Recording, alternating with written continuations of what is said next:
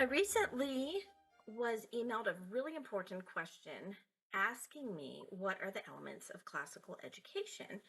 And I would like to read to you quickly the criteria that the person who emailed me came up with.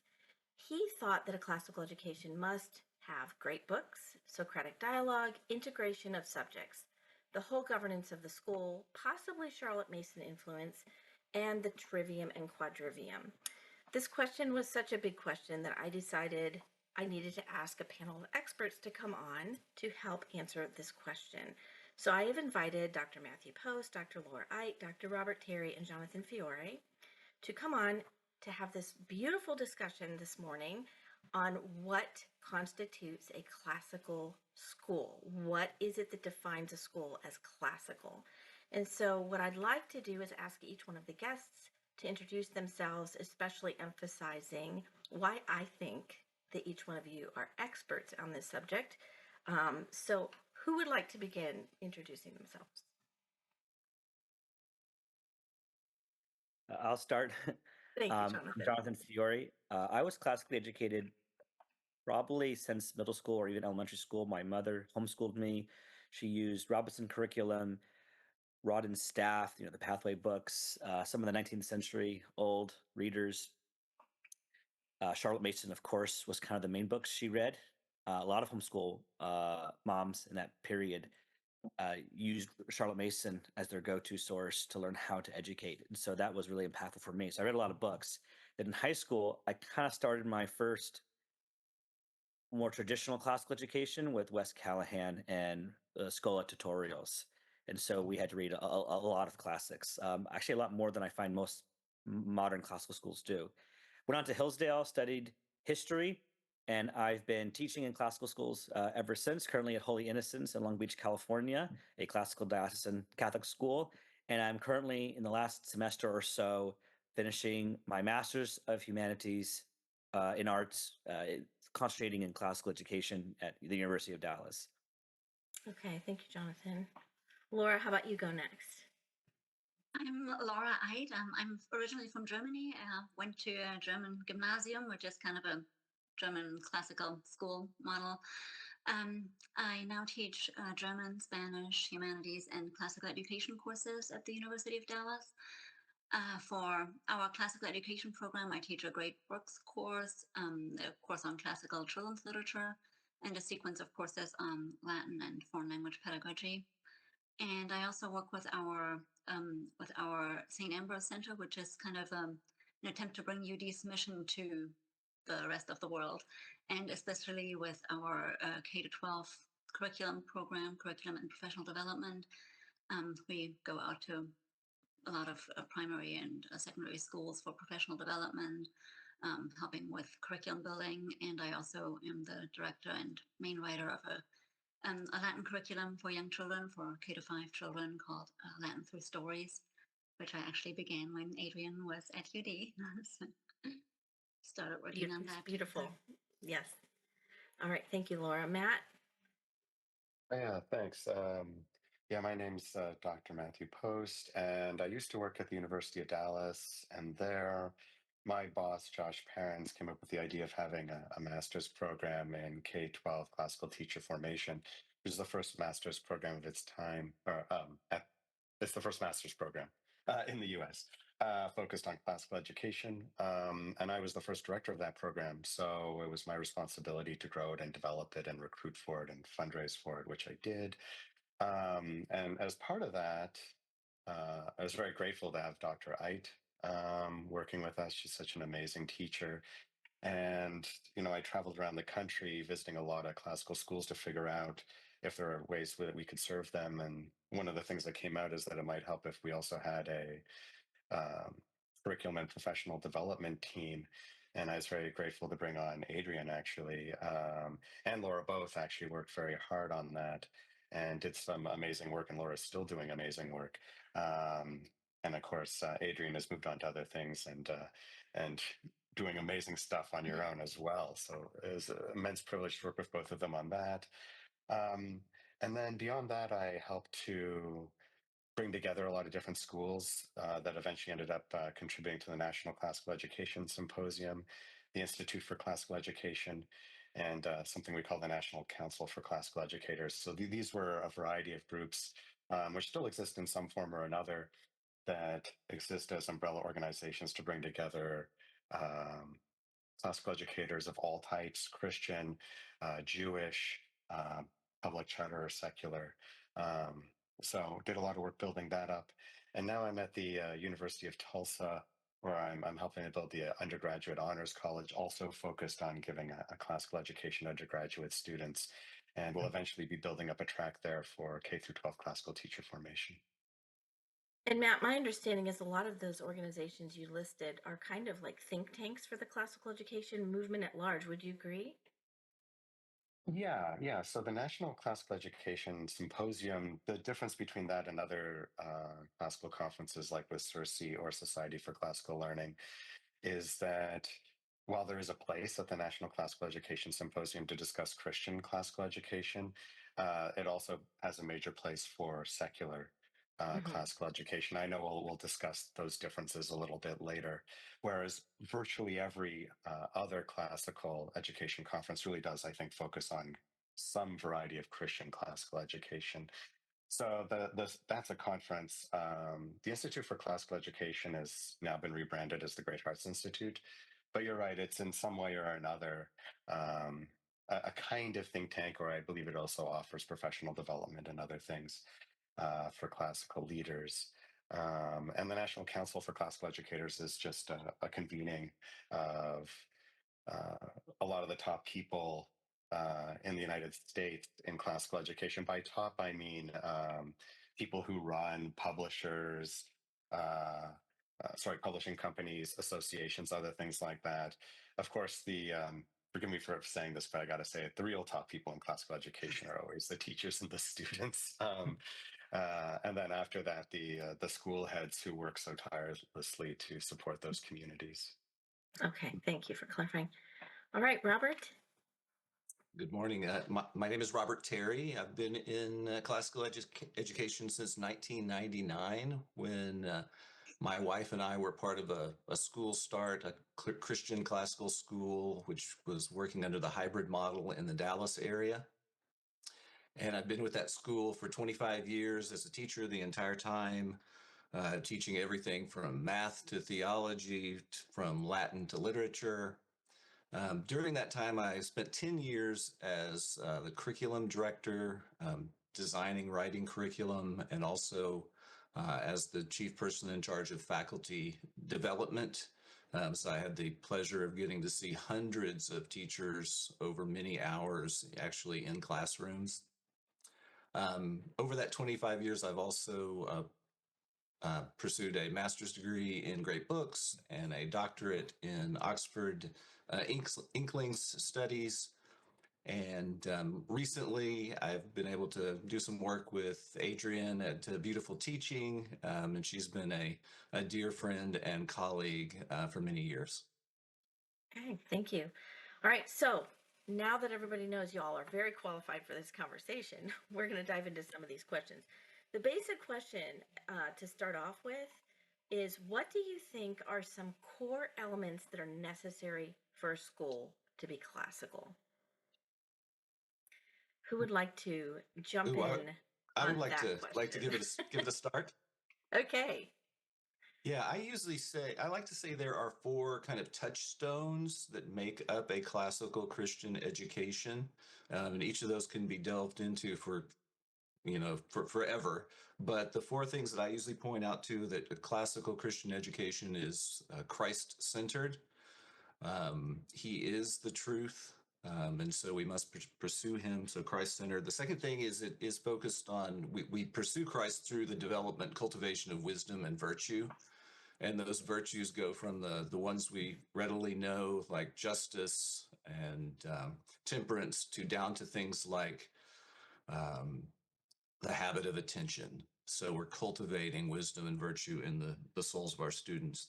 And secondly, we do that by, or thirdly, we do that by a what I call an apprenticeship in the liberal arts, those arts of language and number.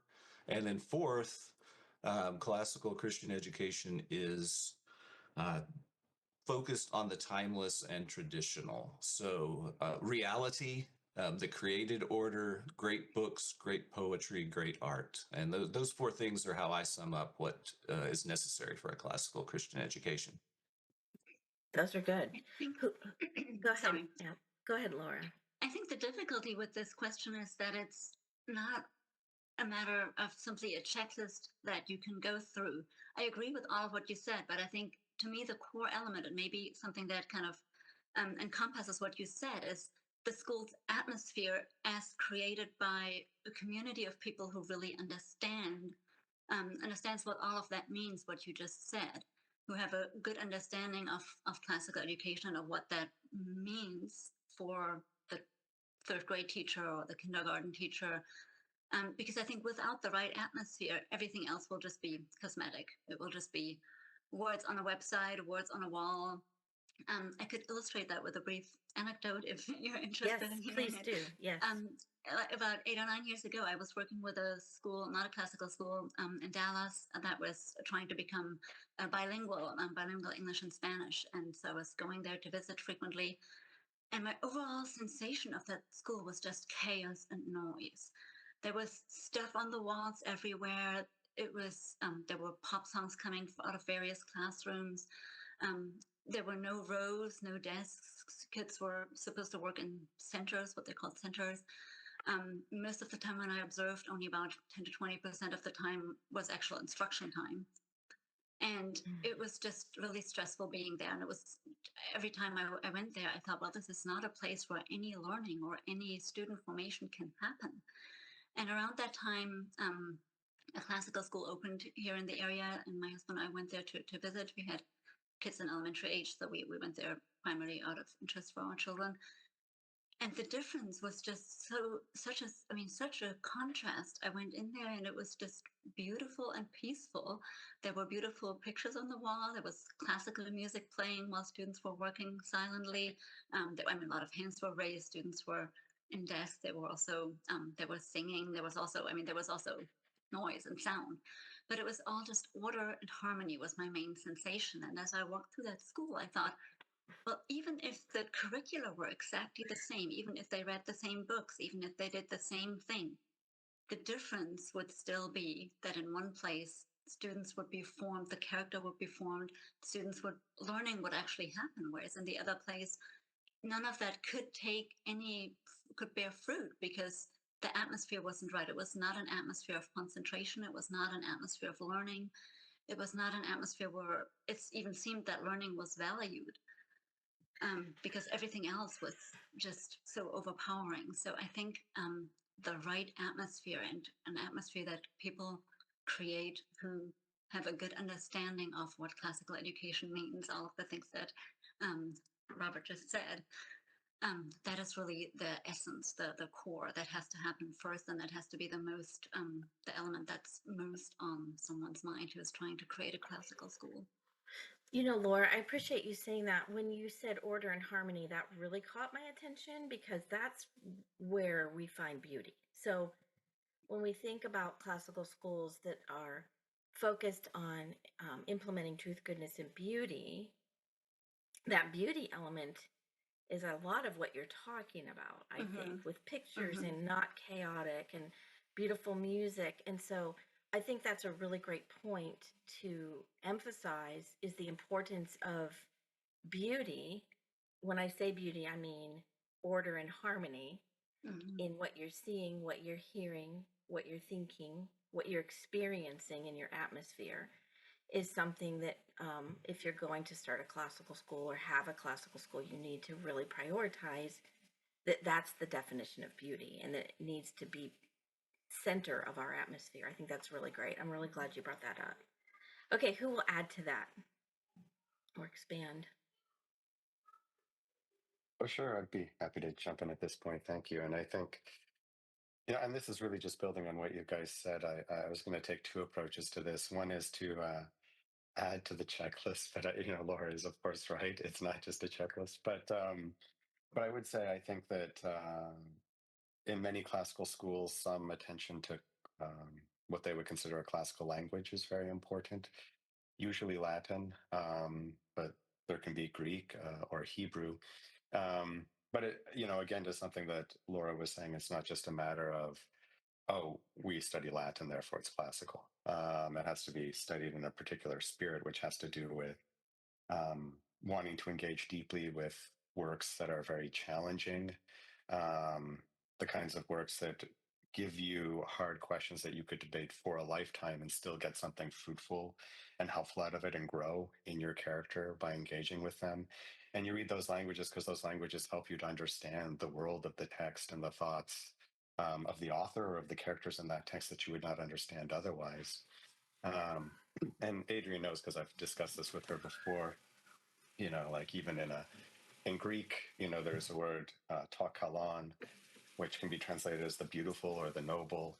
And people will say, well, yeah, but in English, we have two words for this. They have one word for this. But that's just how the Greeks are. Languages parse things out differently. And it's like, well, it's more than that. And if you really meditate on why aesthetic beauty might actually be the same thing as moral beauty, you can come up with profound and startling insights. You may ultimately decide they're not the same thing. I mean, that's how discussions go. That's how inquiry goes. But the thing is that when you have any text in which those two things are united continuously throughout that text, understanding that and engaging with it in that language is going to change how you understand it. So yeah, languages, and then also something else about community, and then I'll go to maybe something more fundamental following the spirit that Robert and Laura began with. Speaking about community, I think that every classical school on some level or another acknowledges also its limitations, and that it's a community, but it's a co-educator with other educators, some of whom have greater authority than it does. For example, parents, or church leaders, or other kinds of leaders. So the school is complementary to that work and respects that work of the other educators, and they educate together, which does distinguish it from other educational models that consider themselves to be the primary sole authority, and in fact may even approach it as a question of liberating the student from all other authorities. And I think sometimes that's undertaken with good intentions, but the liberation may more often than not turn into supplanting what those people think of as a set of prejudices with another set of prejudices, rather than being something that's truly liberating. So like I said, understanding the limitations of education, and part of that also concerns the nature of the child themselves. I remember years ago I was at a summit and with a bunch of school leaders, and they said, look, we're not doing citizen production, we're doing soulcraft. And I said, great, what's the difference between those two things? And, there was silence. And I was like, okay, well, I do think those two things are different, but we should maybe think about it and figure it out. Because if by soulcraft we mean that we are producing kids who are going to be good human beings, then we are kind of talking about them like they're products on a factory line. And we need to take a step back and rethink what we're doing. And in that spirit, I'll come to the final point before handing it off to Jonathan, who I know will have a ton of insight into this question. I think, and again, this is just drawing out what Robert and Laura were saying, is that really when you think about the heart of what makes classical education classical, because, to Laura's point, you could have all of these things and it could be bad. I mean, I think something that is important to acknowledge is that there were times in the past when we had more classical education and people turned against it. And, you want to look back and say, well, that's just because they were bad, or there are these trends in the society that were bad. Yeah, or it could be because kids were getting beaten in the school, right? It could be because kids were being told they had to read these books because this was cultural knowledge, yes, but they had to do it because they were essentially being told they had to do it. And, you know, Winston Churchill once said that one of the key things in his success in life was that he was kicked out of Latin.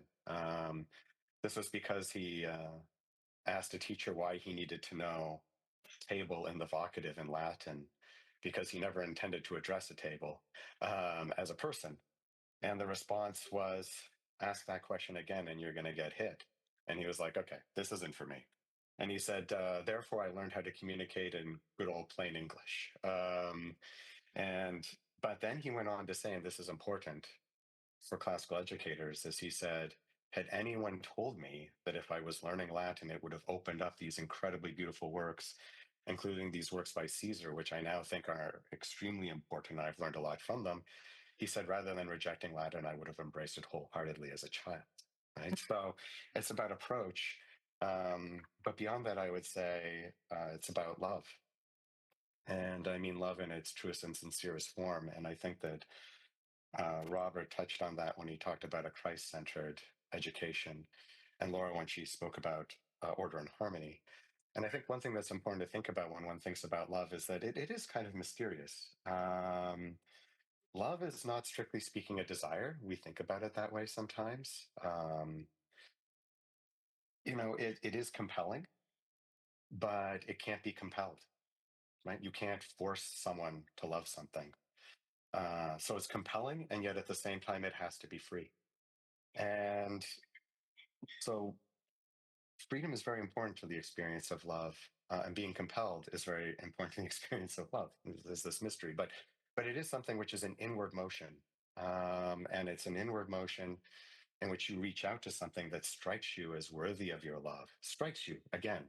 And you can say, well, if there's liberty, is there choice there? I don't choose what I love. And, speaking of love, I love to ask my students this question. They really wrestle with it and they get all over the map. They're like, well, I feel like there has to be freedom, but I just don't understand how there is freedom in love. But I would say this, that it is compelling when you encounter something that's beautiful and worthy of your love. But again, to repeat, it is free in the sense that it can't be compelled from outside of you. But it's also an invitation.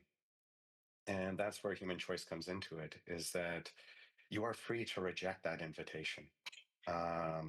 And even if you feel a very powerful love for someone else, you actually can resist it. And you can ignore it and you can wither it. I'm not sure if you can obliterate it, but you can definitely wither it and ignore it and neglect it. And the same goes for the love of beautiful things. Right? And on top of it, and I think one thing that's very important for classical teachers is that there are plenty of things that if you introduce a student to it and give them the freedom to fall in love with it, they probably will. And I think this is very important to the kind of work that everyone else on this podcast has done. But if you interfere too much and you try to kind of stuff their face in it, then you can actually interrupt the completely natural process of them falling in love with the beautiful things that you're introducing them to. So I would highlight love as a key thing to do with the methodology, love and liberty, with the methodology that concerns forming that beautiful and harmonious and ordered community, and with approaching an education that is Christ-centered. Because ultimately, this approach to love and liberty, I think, is the model that Christ gives us. Well, that was beautiful. Thanks, Jen. And I don't think I can add much to that, except for the fact that I had a speech ready, and of course now it's gone because my mind is going in multiple directions and is consumed with this idea of education as love. But that's classical education, isn't it? It mushrooms out. It expands your mind. Sorry, saying it that way sounds cliche. It doesn't expand your mind in the way most educators mean by expand your mind. I think a good classical classroom, you come out with more knowledge but less surety about what you know, more wonder, more like, wait, I don't know about that. I want to know more about that, or what does that mean? And I think Dr. Post here I really like what you said about love, about the free choice of it. We call this mimetic teaching, the midwifery, as Socrates put it. It's a technique that a lot of us teachers struggle to do because when our students are ignorant or slow or tired, we want to just give them the education. Here it is. Here's the idea you need to know. Because we hate silence as teachers. So one of the things we talk a lot about as classical teachers is being comfortable in silence. The only thing I would add to what you guys have said is the way I like to put it is that classical education is an encounter with a tradition rather than an approximation or a communication of skills and facts. And so the books that I'm drawing on here that are really influential for me as both a practitioner and as a person who's studying classical education were books were one. So okay, before I studied classical education at the University of Dallas, I was in American Studies, which at the University of Dallas kind of means you can study what you want. So I ended up taking a lot of philosophy courses, and one of the courses I took was on the work of Francis Bacon. And I would say no book, no study has better equipped me to understand classical education than studying Francis Bacon and understanding that so much of modern education comes out of this attempt to advance learning through research. And that as classical educators, we're resisting that a little bit. We're saying that while research is good in the universities, that at the K-12 level, we need to be forming students as citizens, as in their souls. We need to be forming them using the liberal arts. So we're not just communicating certain subjects, we're encountering a tradition, a biblical tradition, a classical tradition, a theological tradition, a literary tradition. We're engaging with, as Charlotte Mason says, mind to mind. Rather than as the educators that formed our country, their work I'm drawing on here is Eva Braun's book, Paradox of Education and Republic. She talks a lot about how these scientific ideas heavily influenced our founding fathers in the origins of American education in the early 19th century, trying to create research institutions and prepare students for research rather than forming citizens. So yeah, encountering tradition, I think matters a lot to me, which includes the classics, but I agree with Laura that just because you're reading classics doesn't mean you're a true classical Christian school. What I would add to that is this concept, I'm getting this from Maritain, common good and human dignity. That's at the heart of what we're trying to communicate to the students. We're preparing students to be gentlemen, to be leaders, to take their place as equal citizens. And we're giving them an education. I like to tell students, I'm giving you the education of princes. And centuries ago, only the princes and the nobles and the patricians were given this education. But you're in a democracy. So you all share equally in the sovereignty of the nation, which means you all need a prince's education. So it's my contribution to Jefferson's universal aristocracy. The thing I would add to all this is the shifting of the affections. My father always emphasized to me, I think it's Thomas Merton's idea of the expulsive power of new affections. That's not enough to simply say something, to say no to something bad. You have to say yes to something better. And I think that when I go into a school, if I'm interviewing with a school, what I'm looking for is, are you attempting to shift the students' affections towards what is more good, more noble, more beautiful, more loving? And that can happen in your curriculum level, but as Laura said, it doesn't just start there. It has to extend downward to how the teachers see themselves in the classroom. Is there intentionality with what we're doing in the school year? Are we as a faculty saying, hey, we're not just here to prepare our students for college, we're not just here to prepare them for career, but we're here to lovingly, while giving them freedom, turn their gaze towards what is better, more noble. And definitely that includes music and film and what they are encountering, what they are gazing on, what they are wondering at. Are we preparing them to take their place not just as a successful human being, but also as, do they see themselves as part of something greater, part of the kingdom of God, part of a country? A quick story that illustrates this. I once taught a summer at a very prestigious East Coast preparatory school, Phillips Academy. I remember being awed when I went there. The grounds, it's $1 billion school founded in this 18th century. They had a tree. They called it the Washington tree. I asked them, well, why is it called the Washington tree? They said, well, Washington planted it when he gave his donor speech here. So it's that kind of a school, kind of intimidating, actually, as a person who grew up homeschooled. Remind me of some of those old movies. Anyways, so they have a motto there. It's a very good motto. I learned it right away in my teacher training there. Non-CB, not for myself.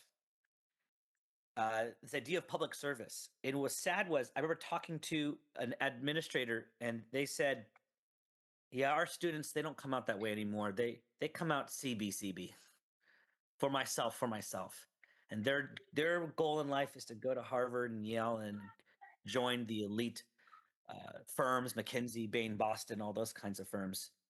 And I found that very sad. And this is a school that had once been classical. They still read some classics there a lot. I thought, man, whatever school I teach at, no matter how nice the building is, how nice the walls are, how great the books are, I don't want to form students. I don't want my teaching to encourage students to come out of a school thinking for myself. And if we do that, if we raise noble pagans who are very successful, very savvy, very cultured, even, I don't think we've fully accomplished what we're supposed to accomplish, which is to form students who say for others, who are others eccentric, who are servants of God first and foremost.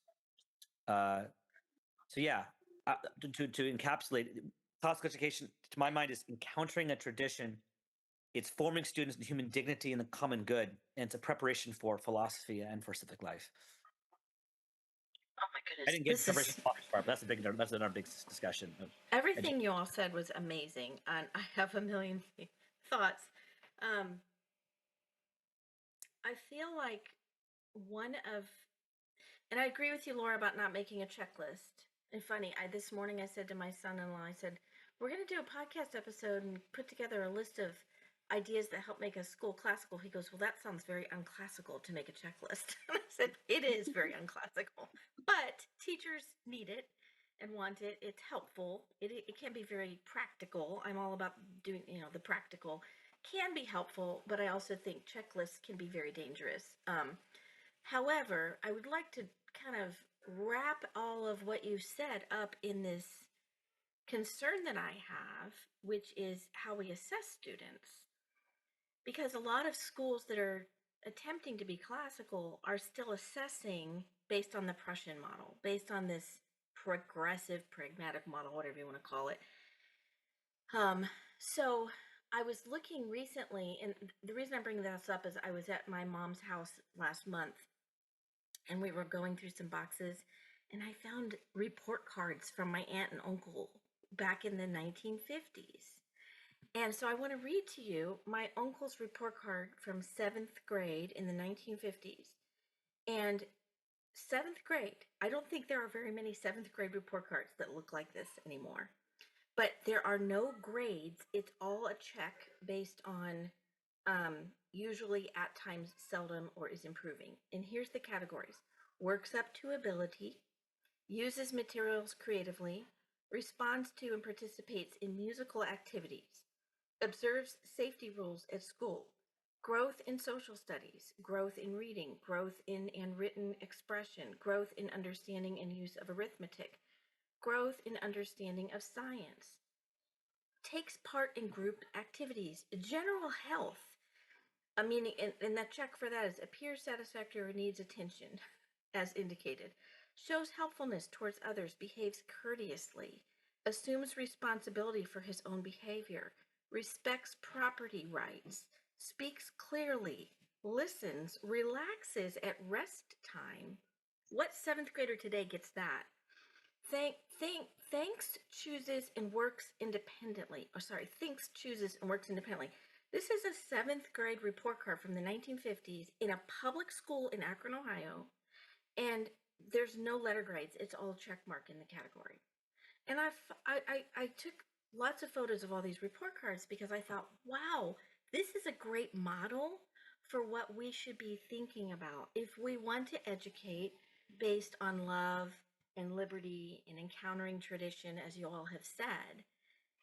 To me, this type of assessment, and I'm bringing this up because I do think that thinking about and assessing in a way that complements everything you all just said, we really need to be looking at how we're assessing the students, because everything you just said could be happening in school. And if we're doing assessments wrongly, it's going to kill everything you all just said, because it's going to kill the heart of the student.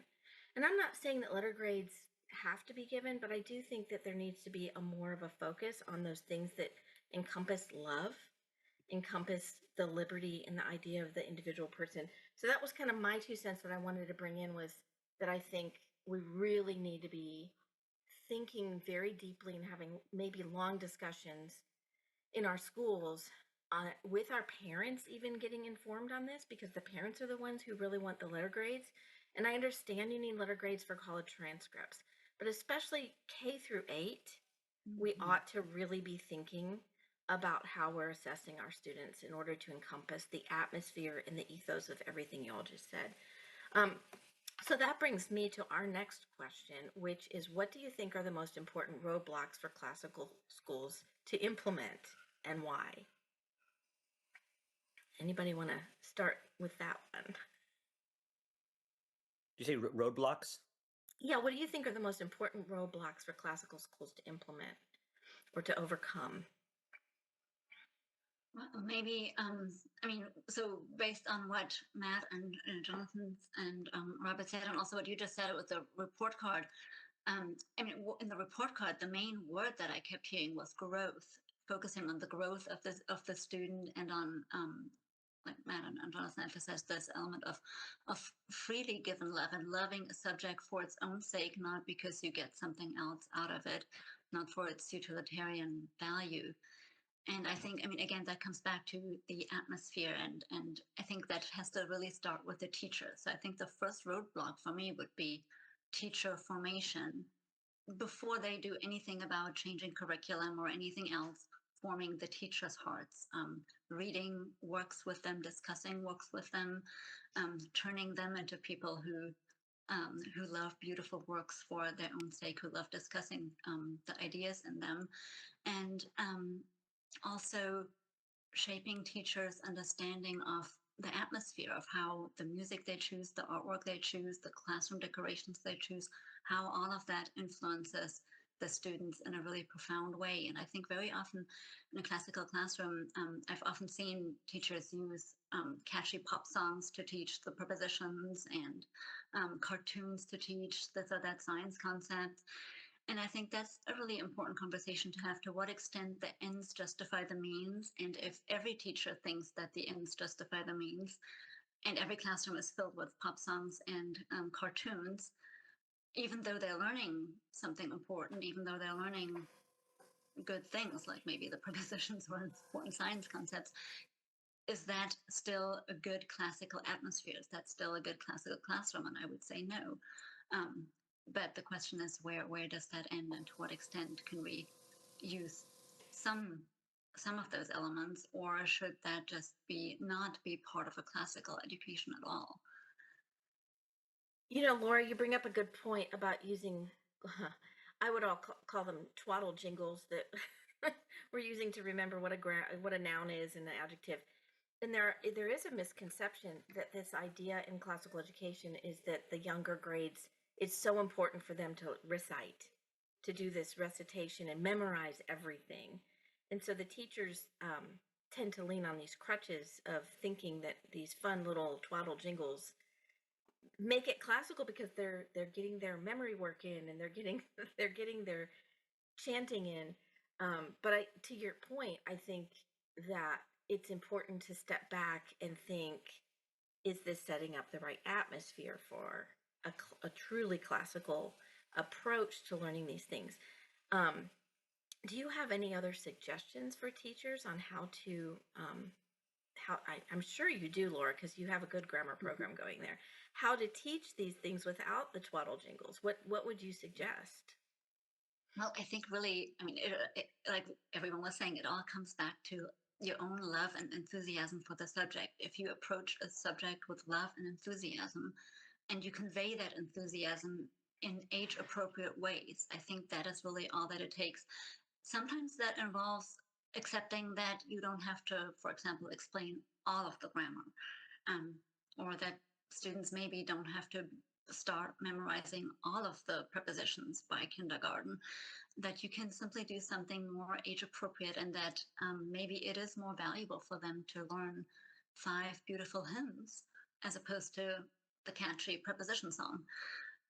That maybe they are actually getting more beautiful language into their brains, and actually learning interesting words, learning melody, harmony, learning a lot of other things, even though maybe they haven't memorized the prepositions by the end of the class period. So I think it is also a matter of shifting priorities and recognizing what is important for a child at their age. What can they actually also understand and comprehend? Because I think an important aspect, certainly classical education emphasizes memorization, but it should be memorization done with understanding and with love of the subject, not simply for the sake of having a list that you memorize and that you regurgitate and that you then promptly forget. Well, when you say age appropriate, I know then there's going to be the teacher that says, well, it is age appropriate for us to be singing these little jingles that are all hoppy and happy and cartoony. So how do you respond to that? Yes, I would say that it is not fully age appropriate if they can't really understand what it means. If, for example, they are, and I keep going back to this prepositions because I actually had a teacher once tell me very proudly how her high school age son had memorized this English preposition song in kindergarten, and then he came to her in, I think it was sophomore year. Oh, finally, the preposition song made sense. I now understand what prepositions are, or something along those lines, that he finally understood what the prepositions meant. So he had memorized that song. He had that song in his brain all this time, but he never put two and two together. He never made the connection between the song with the isolated list of prepositions and what the prepositions did in a sentence until he was in high school. So students might be learning them, but that still doesn't mean that they're understanding what the concept means. So I would say a concept is not age appropriate if the student can't really understand what it means. And I think actually math teachers often do that pretty well because we tend to not force kindergartners to memorize multiplication facts. We start with understanding numbers. We start with understanding what it means to have one more, or what it means to have groups of two, and maybe taking away one, adding one, or sorting objects. And we start memorizing typically multiplication facts when students understand the concept of of multiplication, not in kindergarten. And you could do that. You could just have kids sing multiplication songs in kindergarten, but for some reason, we don't do that. Thankfully, we don't do that. But I think the same could really apply to all other subjects too. Kids are ready for multiplication, and then they start memorizing the multiplication facts in, I think, probably around third grade or maybe beginning second grade. But not before that. And I think the same applies for other subjects too. If it is something that they understand, that they can talk about, that they can narrate, that they can explain, then they're ready to memorize it. But it shouldn't be the other way around. That's good. Laura, I know you and I would agree that one of the great ways to teach prepositions to little ones would be to show them picture studies and talk about over, under, behind, below, above, and okay, what do you see above, the dog in this picture? What do you see below the dog in this picture? And you can tell them those are prepositions just casually.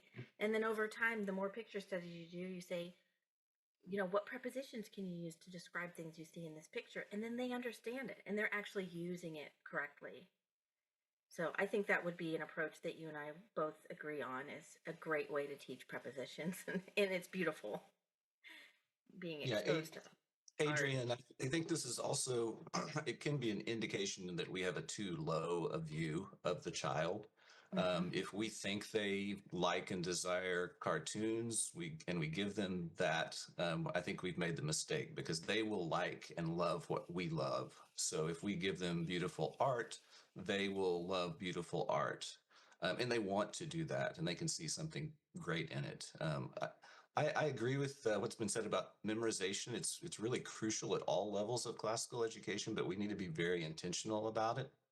I'll give you just a quick example. I listened to a graduation speech for a school. They had invited back one of their former students to come and give their graduation address after he'd been out for about 5 years. And he stood up to the podium, and the first thing he did was he said two words, which were the beginning of a poem, and the entire student body in the audience joined in with him in reciting the poem. And then when they finished, he did it again with a different poem, and it would give you goosebumps because this school community had learned a body of beautiful poetry that they could now enjoy together, and it will be with them for a lifetime. And so, we could have a corny jingle that you're stuck with for a lifetime, or we can have great poetry, quotes, beautiful things that we've given to our memory. That's good. Jonathan, you want to say something? Yeah, well, yeah, there's a lot of thoughts come to mind. Laura, what you said, sorry, it sparked a thought about history because I teach history and literature. I actually think this is a big weakness sometimes of classical educators. We don't teach because of the way things work. We think, well, if we teach ancient Greece, we're classical, and I have an affection for that because I think a lot of schools don't actually teach a lot of ancient Greek history, but there's a lot of focus in younger grades on Greek mythology often, and if you teach a lot of Greek or Chinese or whatever history that's ancient, but you don't build a timeline to the present, it ceases to have historical meaning. It has literary meaning, but you might as well be studying the history of realms fantastical, right? Because it's totally disconnected from me. It's people, you know. But there's something powerful, at least for us Westerners, studying the history of our civilization as it starts in the past and extends towards the present. And once the student builds that, they have a map and they say, oh, like I'm living in the world created by these events. And so I think that sometimes is lost. I don't mean you have to do what modern progressive educators do and just focus all on current events or anything like that. But the student does have to build connection from where they are in time and space back to these events. And I'm saying it to myself because I sometimes neglect that. I'm spending 4 weeks in World War One. I never get to the present. I think it could be fixed with more work on timeline and stuff like that. But back to the essential question of these roadblocks, as you put it, I thought of two. One, not enough classical educators. So there's a lot of schools that think, and I understand it starts with the headmaster or the priest or a committee saying, hey, we want classical education. And so let's take our school and let's just change the curriculum. Now, this is totally good. Just right there, you're going to have a better school. So you should do that. But you need to get classical educators. You need a critical mass of them because it's from those teachers that the culture of the school is going to change. It's their decisions in the classroom. You can't approximate that with modern methods, if that makes sense. I think there's an attempt of some to almost, how I put it, science-size, if that's a word, make scientific classical education, like define it scientifically. And that's very difficult. That's very not classical. It's very difficult to do. I'll put it that way. So you need classical educators, and then you need to form the parents because the parents are going to be very scared of what you're doing. One, they have this idea of talent in our culture. Students say, well, I'm not a math person. And I tell students, Americans, we're one of the only countries that think that some people are math people and some people are not math people, as if you got into Hogwarts or something. Congratulations, you're a mathematician. We know from modern brain science that's not how we learn. Anything you do over and over again, anything you do with intentionality and love, you're going to get better at. But parents really have this idea that there's a talent hidden inside their student that if they uncover it, that's what the student should do and neglect all else. Well, that's a very pernicious idea. The other problem is, I think that this idea of what you guys have been talking about forming their affections, I really agree with Dr. Terry, what you said about uh, sort of the belittlement of students in public education, where we imply that they're not really worthy of great art, of great music, of great literature. We say, oh, no, you don't need that. You just need this much more popular, mundane, crude type of expression. And students feel that, even if they don't realize it at first, over time they feel that. And so I've noticed how quickly students' characters begin to shift once you start treating them differently. It might take a year for students who are brand new to it, but it works. It does start to work. But parents and educators are going to be very scared because they see it as difficult and hard, and they see it as, well, you're giving them college level stuff. That's the way they often respond.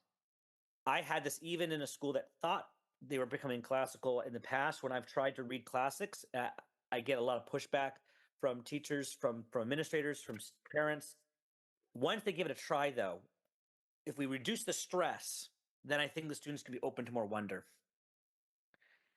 So if the students are not, because you're not approaching the Iliad, for example, the same way you would approach a paragraph that's being assigned in a modern English textbook, right? So if you look at a lot of modern K-12 textbooks that are used, or programs that are used by educators in the public schools, the scholars of education, who are very smart people, have selected passages, short stories, poems. They've sometimes decent stuff. Yeah. They've carefully selected it right at their age level. Questions ready to ask, hooks, wonder questions, writing questions.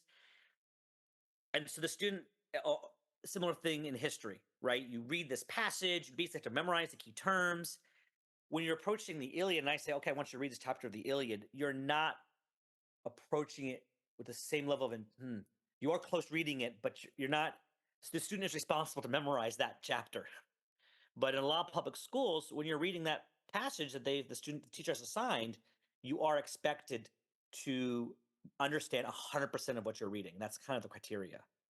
So changing that expectation, I think, is an important one. When I first read the Iliad with Mr. Callahan online, when I first read the Iliad, I didn't understand most of what was happening in this book. I needed his help. In fact, him helping me understand it helped me realize, oh, when I read hard things, there's far, far more meaning in these works than I thought was there. So changing that expectation, helping parents and teachers get over that hump, I think is a big roadblock for a lot of classical schools. Matt, do you have anything to add or expand on? Yeah, sure. Thanks. You guys can still hear me okay? Yes. Yeah. Okay, good.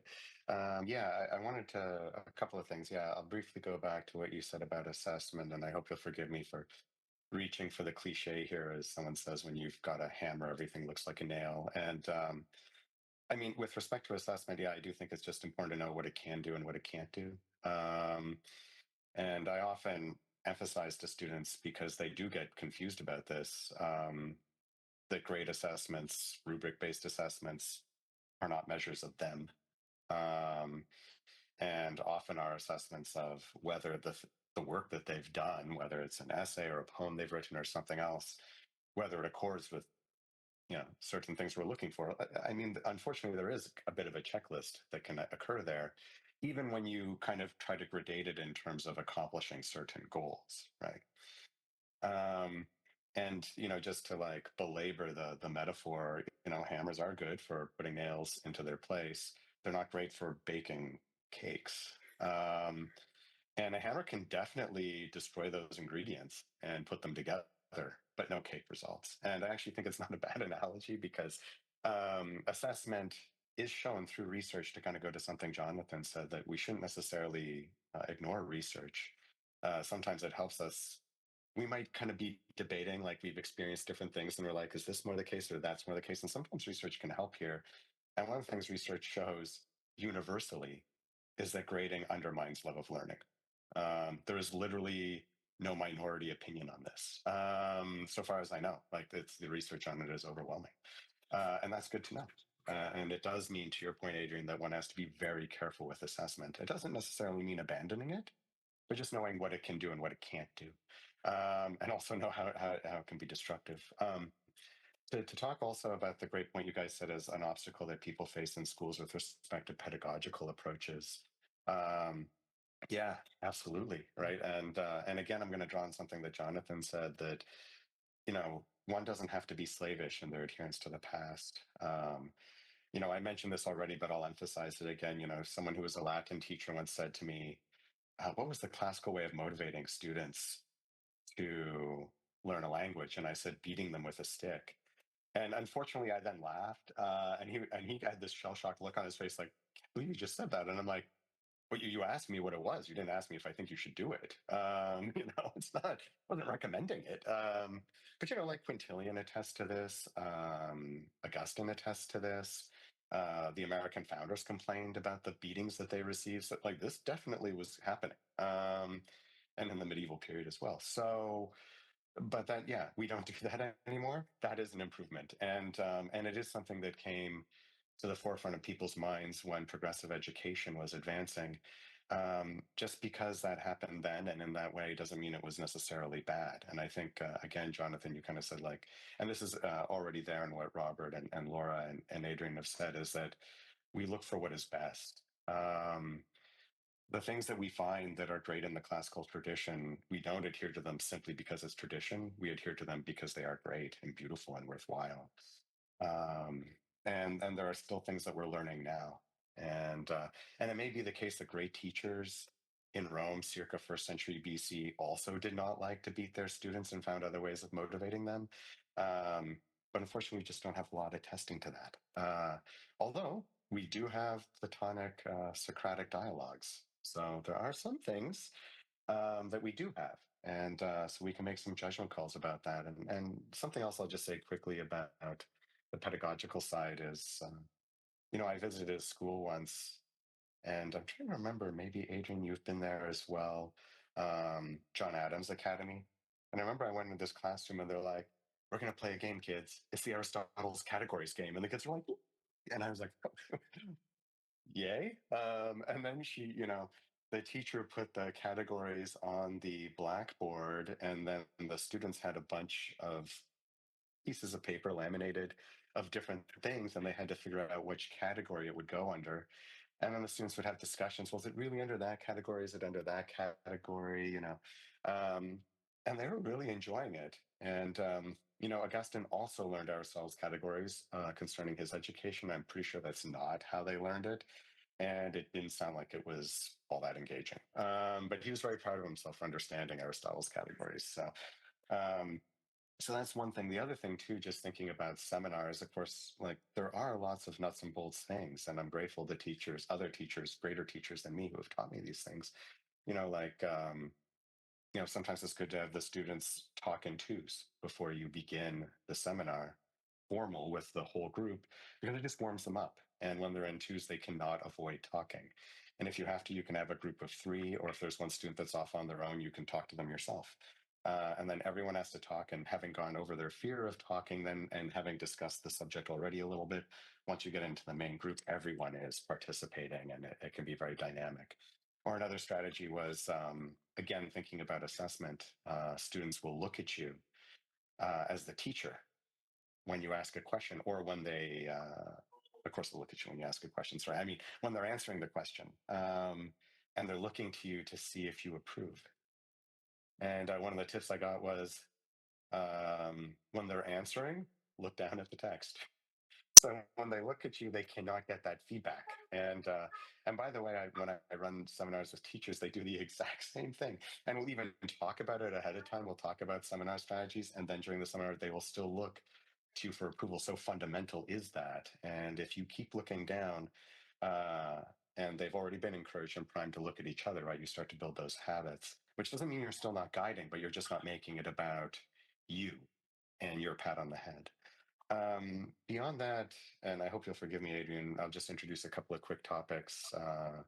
In terms of obstacles faced by the school, I've never been a school leader, and I think Jonathan and Robert will have much greater insights into these things than I will.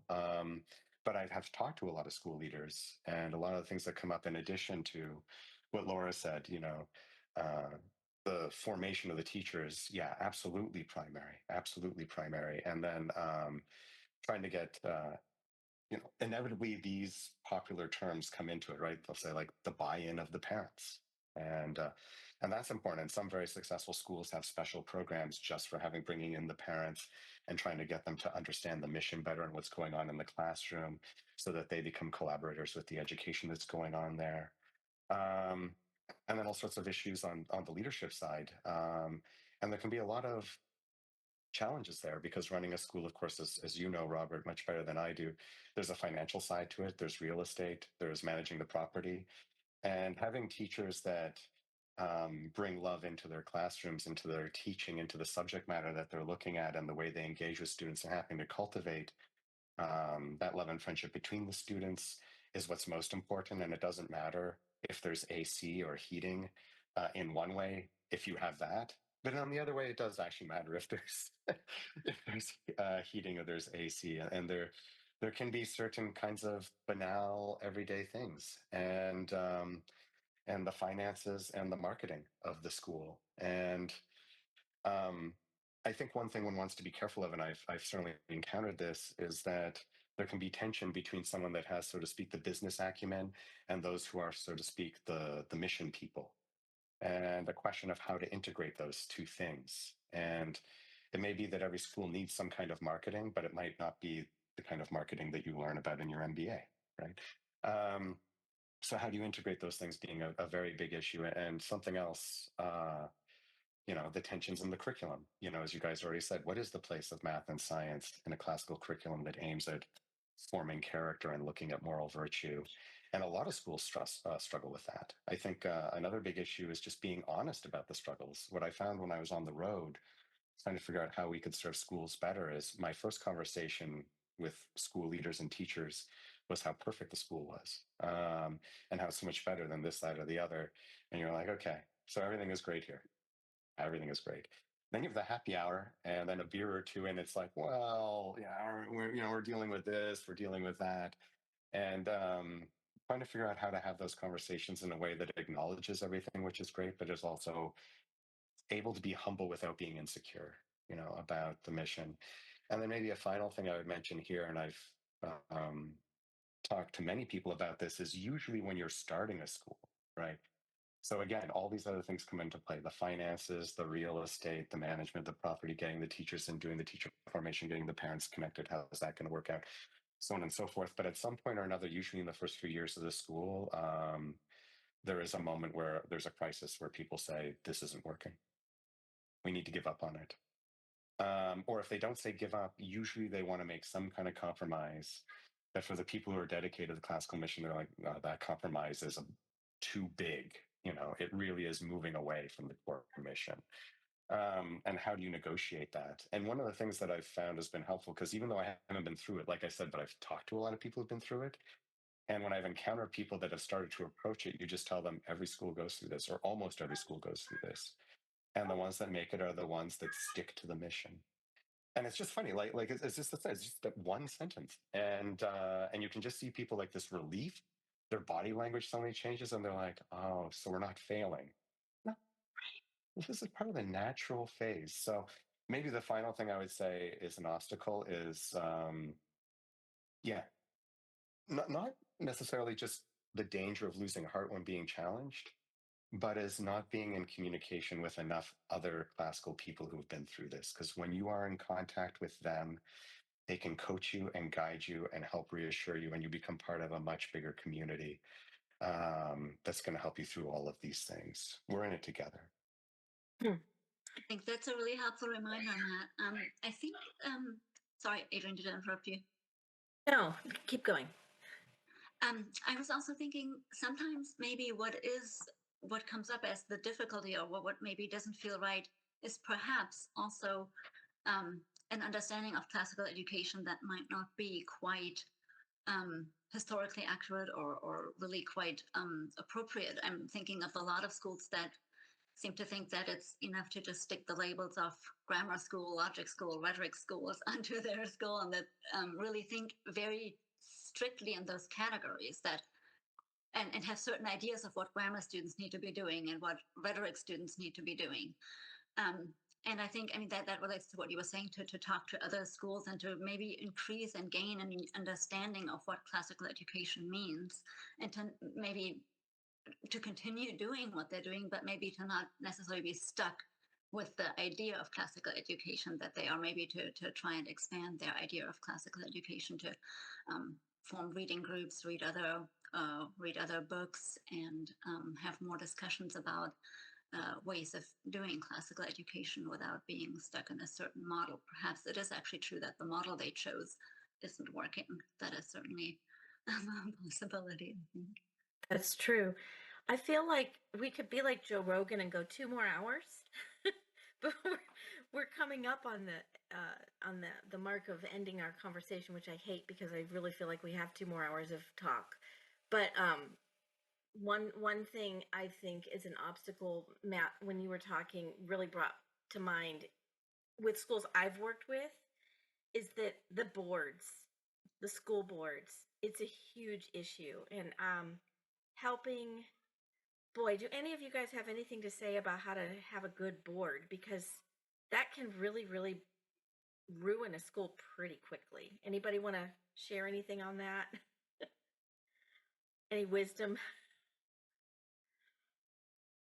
Well, if Robert doesn't want to weigh in on that, which I can appreciate, I can speak of what people have said to me and just keep them anonymous. Yeah, exactly what you just said, Adrian. But I mean, I hate to kind of put it like this is punting, but what I would suggest is that they reach out to you and you put them in touch with people who have dealt with this situation, who can coach them on it. Um, but everyone does say just what you said, that just be very careful about who you have on your board. Some school leaders have said try to not have one if you can. Um, but inevitably, when you hear stories of things going wrong with boards, it's not that people didn't pay attention to who was on it. Right. Sometimes it's because they bring someone on that they thought was going to be good for it, and they did what is within the human power to do to vet that person. And sometimes something happens early on where they try to take over and factions occur. Sometimes something happens in the course of the life of the school where someone changes their mind about something, or they become, again, forgive me for using this word, radicalized. And again, they see fissures in the board and they end up coming in there and doing something. And these are things which I think are very difficult for school leaders to anticipate, or people are able to anticipate when trying to decide who is on a board. Some things can be avoided, some things are tougher to avoid. But I think the delicacy of that is the kind of thing that I don't know, Adrian, if you have some advice, but I think it's the kind of thing that maybe it helps to talk to just people who've been through it and get their anecdotes and wisdom. Yeah, I mean, I think that we're going back to the idea of parents needing to be understanding what a classical education is, which is actually one of the reasons I started this podcast, truly, was that I want parents to be listening to this podcast because I'm trying to help parents understand what a classical education is. And so many boards are influenced by the parents, or the parents are on the board, or the grandparents are on the board. And so, or the board is selected because they have, financial status in the community. And so then the whole school just becomes focused on the finances over, that becomes more important than implementing a truly classical model, because you have parents who are, saying it should be this way or that way because they have a different understanding of what classical education is. To what Laura was saying, I mean, that's a whole nother conversation we could have, is what is your model? What model are you looking at? I mean, we all here have an issue with the Dorothy Sayers model. I mean, it's just not, it's not complete. There are some ideas in her, essay that I think are worth discussing and looking at, but basing your entire school on that model is a mistake, because you're missing out on a lot of what we know to be true. Like, we've been talking about the love of learning, and well, she does talk about that in there, but the essence of how do we get there? How do we get to the love of learning? Do we get there by singing jingles and only doing memory work for K through 5? No, that's not how we get there, right? For myself, when I was homeschooling my children, my number one goal was always that my children would love learning. And I knew that I needed to focus on creating an atmosphere that would help them want to love learning. And a lot of that, and I think one thing we haven't talked about is, I've heard one of you say it, but is creating a spirit of inquiry. And that's rooted in wonder and giving students opportunities to experience. I heard that said today, having experience, taking them outside to look at a leaf and wondering, why is this leaf green and why does it change to orange, and giving them that opportunity. And then they naturally actually want to do research because they want to understand, because they asked the question. So the question has to start within the student in order for them to want to know more. And I think creating that atmosphere is paramount to a classical education. And I also would appreciate if all of you guys would take a moment, maybe this afternoon when we're done talking, to send me 5 or 6 things that you would put on a checklist. And I'd like to add a little bit of a checklist in the show notes because I think it would be helpful for some people starting schools, running schools, to see a general checklist of things that we think, like, we definitely would not put worksheets on our checklist. Comprehension questions after a literature lesson is not going to be on the checklist, right? So I think that it would be helpful for our listeners to have something like that. I'd like to put that in the show notes. I usually close by asking, what's a book that has had the most influence on your life, or a quote that's had an influence on your life? But I'm going to throw a curveball at you all and ask you, what is a book or a poem that you think every classical teacher should experience? Just one book, one poem, something that every classical teacher should read. And board member, what board members, anybody going into the classical education model, what should they read?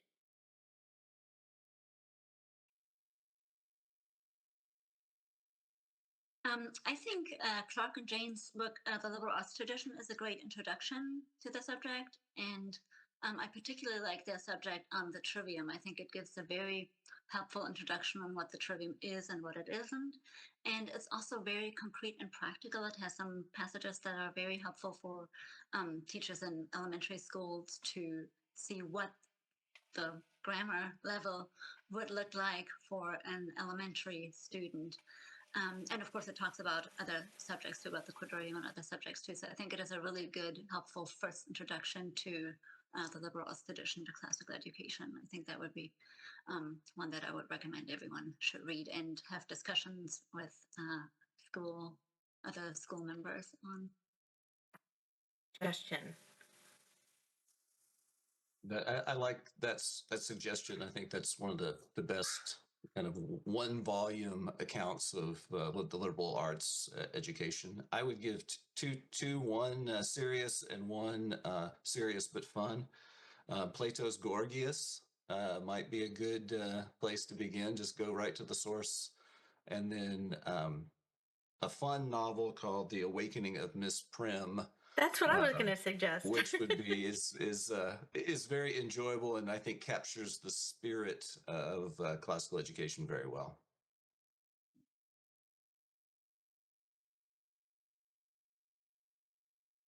Jonathan, Matt? Oh, sure. I can jump in then.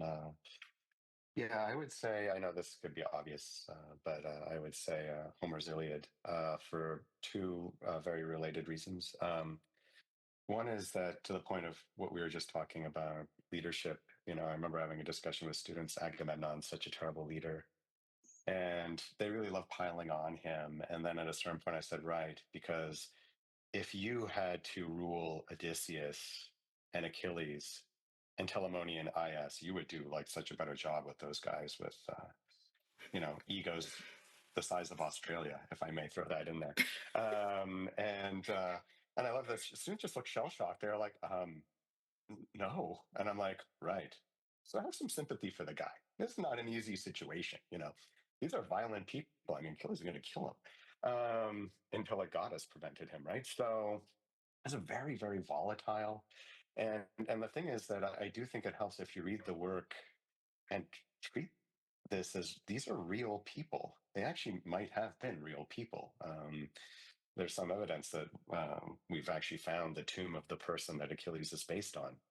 Archaeologists are very hesitant. But in any event, Homer really does have deep insights. And one of these deep insights is that each of us, in some way or another, exists for others. And the kinds of people like Achilles and Odysseus, in many ways, destroy that. They destroy it through war. They destroy it through the way they destroy communities and the way they destroy families. That's one reason why Achilles is so attached to Briseis. It's not his love of his war prize. It's his hope that he could somehow have family and community. And right, that's his decision, glory or community.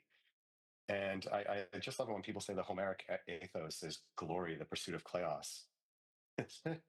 How does that poem end? Priam goes and gets on his knees and beseeches Achilles to return the body of Priam's son, Hector.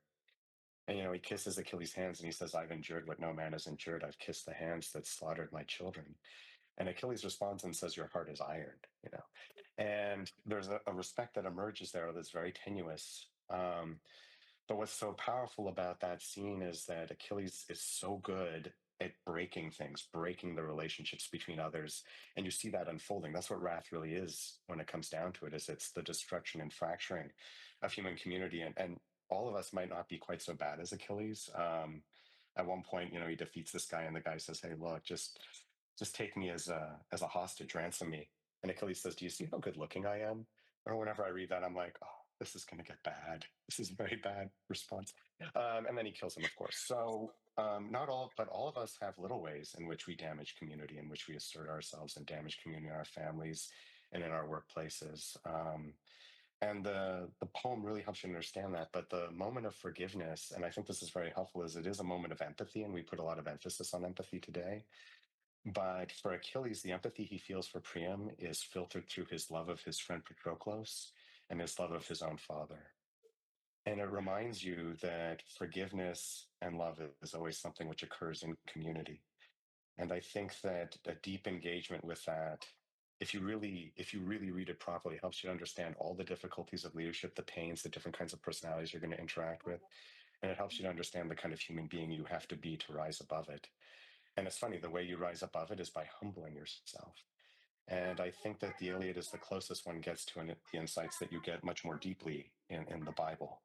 But in any event, yeah, I'd recommend reading that. Sorry for going on so long about it. No, that was good. In fact, I would say that would be a great book to assign to teachers to read with monthly meetings, and having somebody in your campus who's really good at leading seminars lead a 1 hour seminar at a monthly meeting to discuss that way there's accountability to it being read, and then there's discussion, because that's a book that lends itself really well to seminar. So I would recommend that as well. Yeah, that's really good. And then they get the experience of seminar, and I think that immersion is going to be one of the best experiences for any new teacher to classical ed to experience and that's going to set the culture, like you said, Matt, for the whole school. That's a good suggestion. All right, Jonathan. Thank you. And a common frame of reference, right? Do your aides know what they're reading in the schools? Can they help the students with their homework? Or are they going to say, oh, I never read that, it's too hard for me, right? Dr. Post, I can't agree more with the Iliad. I of course, I'm teaching it right now. It's my second full year teaching the Iliad. And it's so much fun to teach. And I am too shocked when people say, oh, the Homeric values of chaos. And I want to say, did you read the Iliad? Because that book's a tragedy. I mean, it's a train wreck. It's and same thing, the Odyssey. I'll hear people say, oh, the Odyssey about homecoming and all this, isn't that great? I'm like, did you read the ending of that book? It's like a Tarantino movie. I mean, seriously. In fact, I remember seeing my students' faces. My students asked to read the Odyssey. Okay, we had finished the Iliad. I teased the Odyssey, and they were like, "Oh, Mr. Fiore, can we read the Odyssey too?" And I said, "I don't know. We'll see. Maybe over break, if you guys read half of it, maybe I could get the principal to buy his books for you." And they're like, "Oh, please, please, please, please, please." So they did it, and we spent January finishing the book. And when we got to the slaughtering of the suitors, the look on their faces after they read that chapter, I never want to see again. It wasn't shock. It was like shell shock. Not simply like oh, that's crazy, but I felt like, man, you know, this is very dark stuff, And from a Christian mindset, of course, it can be a preparation for the gospel, right? As we encounter the brokenness of our civilization prior to the gospel, that has to be our frame of reference going into Homer and pagan works. We're what Augustine says, we're bees selecting the best honey, right? Plundering the Egyptians. But we have to realize we're plundering Egyptian stuff, right? Some of the stuff we have to be discerning. So I agree with the Iliad. But of course, you have all those troubling middle chapters. And so actually having a good seminar leader who could help teachers get through the chapters between the embassy and Patroclus dying would be a great tool of helping teachers learn how to overcome difficult passages, how to get through difficult words.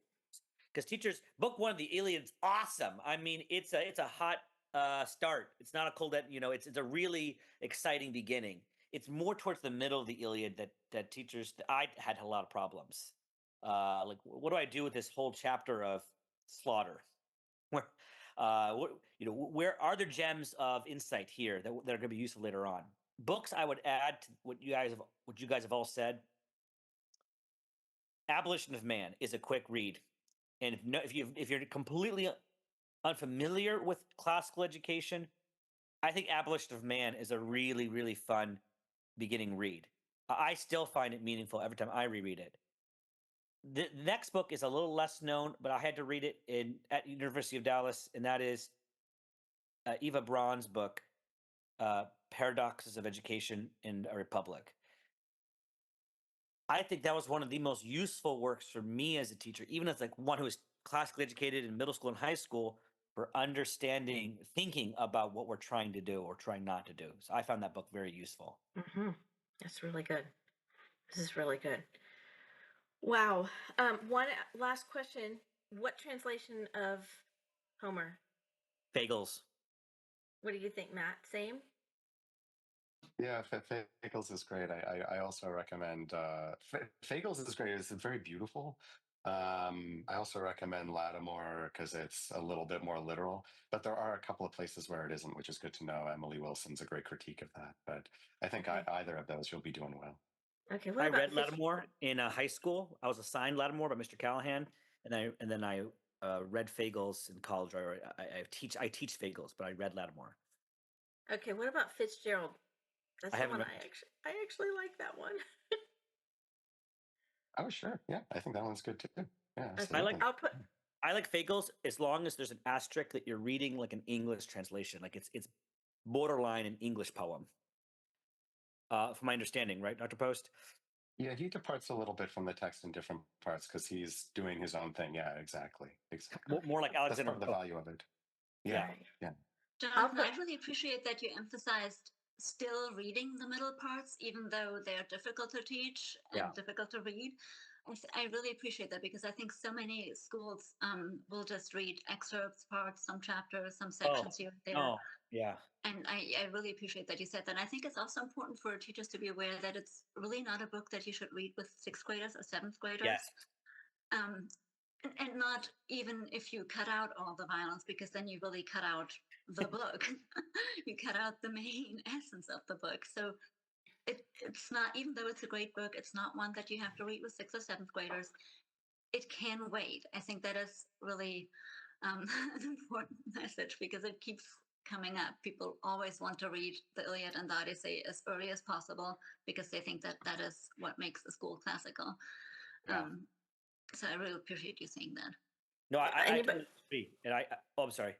Anybody have an idea of what grade do you think is the best grade to read it in for high schoolers? I mean, I don't know if this is the question of best, but most schools that I know of teach it in ninth. Right? Do you think that's best? I think it's best. Well, I think it's good for ninth graders. I think ninth grade's a great year. The themes really resonate with the students. The students are starting to have, budding rivalries and romances. And so the themes are very, affect them deeply and are very relevant. My question, I don't know, what I'm pondering is the Odyssey. I don't know if ninth grade is the best year to read the Odyssey. But because a lot of classical schools, we love the sequencing, we love, ancient, medieval, modern, it forces you to do a lot of the ancient stuff in ninth grade, which is difficult because, a good 40-50% of the classical corpus is ancient history. What do you think, Robert? Yeah, I think high school is better. I think we're also too beholden to a kind of a historical order. And maybe, the best thing to do would be in the senior year to have selections or books that you've read in the past that you reread again and explore them in a deeper, more mature way. So maybe that would be a solution to maybe subvert the ordering a little bit by doing some kind of a cumulative overview reading in the 3 or 4 key texts that you've already read in your schooling, and now we're going to read it in a more deep and mature way. That's a good idea. I also would argue that you don't have to read the literature that aligns to your history. You could think about what's best for the student. And if it's better to read that in 12th grade, then you read it in 12th grade. And as long as the kids are keeping a book of centuries for history class, like Jonathan alluded to earlier for history, instead of memorizing dates, you're keeping a book of centuries where the kids are writing down events that they've been talking about, then they're going to have a more solid memory of what they learned in history for the Greek and Roman times. And then when they read it in 12th grade, they're going to have a lot more connections because they've made those connections in their book of centuries. So that's another idea to do. So I think that all of these ideas are great. Well, this was a fantastically fun discussion. I'm so thankful for all of you coming on, and I know you all are very, very busy. But I know this is going to be a very valuable episode for so many people. So I really appreciate your time. Thank you guys so much. Thank you Thanks for so having much, me. Adrian, for Thank you. everything that you're doing, and to all of you, because I always say this, like the people working in the schools are the ones really doing the most amazing work, and we're in your debt. So thank you.